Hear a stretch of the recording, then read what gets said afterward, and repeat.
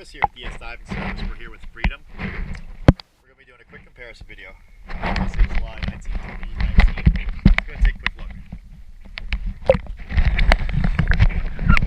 Well, the only thing I haven't done yet for the starboard side, which I've started cleaning already, is the water line.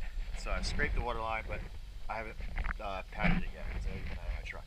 Anyway, let's go ahead and take a quick look.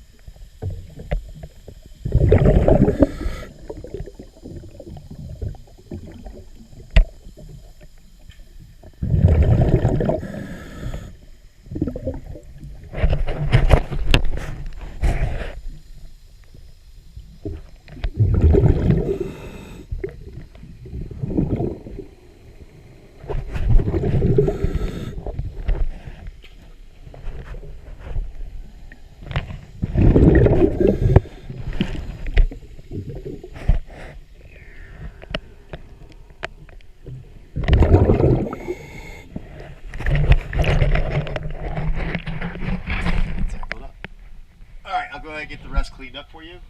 Again, thank you for choosing DS Diving Service. Have a good day.